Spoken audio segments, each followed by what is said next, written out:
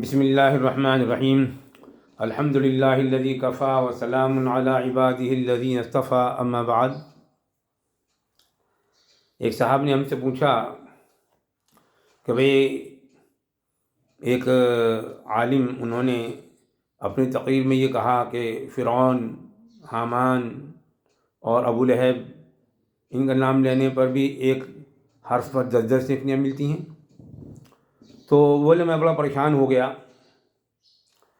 میں نے کہا بھئی آپ پریشان کیوں ہوئے؟ آپ نے ان کی بات پوری نہیں سنی۔ دیکھیے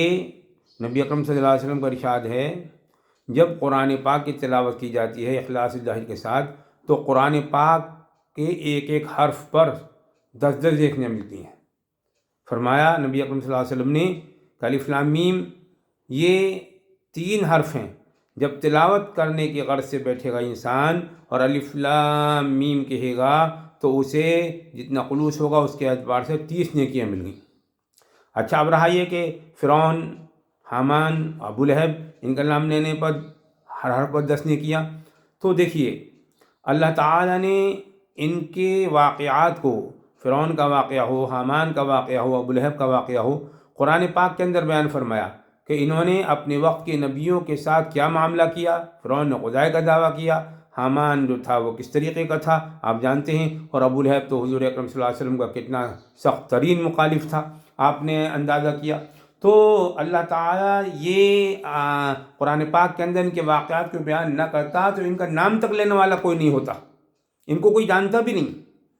تو اسی طریقے سے اللہ کا بہت بڑا کرم اور انعام ہے کہ اللہ تعالیٰ نے جب ان کے واقعات کو قرآن پاک کے اندر بیان کیا، اور ہم قرآن پاک کی جب تلاوت کرتے ہیں اور قرآن پاک کی تلاوت میں جب ان کا نام آتا ہے تو ان کا نام جب قرآن پاک کی تلاوت کے طور پر ہم تلاوت کر رہے ہوں گے اور ابو لہب کا نام آئے، فرعون کا نام آئے یا حامان کا نام آئے تو ان پہ ایک ایک حرف پر ہمیں 10 نیکیاں ملتی ہیں وہ تلاوت کی غرض سے۔ یعنی اللہ تعالیٰ نے مومنین کے لیے کتنی شفقت اور محبت کا اعلان فرمایا یا اظہار فرمایا کہ جب قرآن پاک تلاوت کرنے انسان بیٹھے گا، قرآن پاک کی تلاوت کرنے اس کے آداب کے ساتھ، رعایت کے ساتھ، مستحبات کے ساتھ، باوضو، اور یہ سمجھتے ہوئے کہ قرآن جیسے ابھی ابھی میرے لیے ہی نازل ہو رہا ہے یہ سمجھے تو اس کا ادب احترام رہے تو پھر ایک ایک حرف پر 10 نیکیاں ملتی ہیں۔ تو ان لوگوں نے جنہوں نے اپنے وقت کے نبیوں کی مخالفت کی، ان کا جب قرآن پاک کی غرض سے تلاوت کی جائے گی تو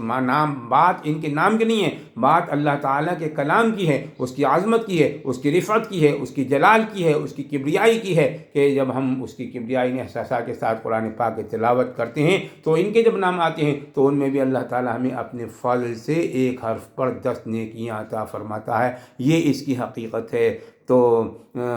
اللہ تعالیٰ ہمیں قرآن پاک کی عظمت، قرآن پاک کی رفعت اور قرآن پاک کے آداب کی تلاوت کے آداب اور مستحبات ان کو حاصل کرنے، علماء سے سیکھنے کی توفیق عطا فرمائے۔ وآخر دعوانا الحمد للہ رب العالمین۔ تو بھائی یہ جواب تھا اس کا۔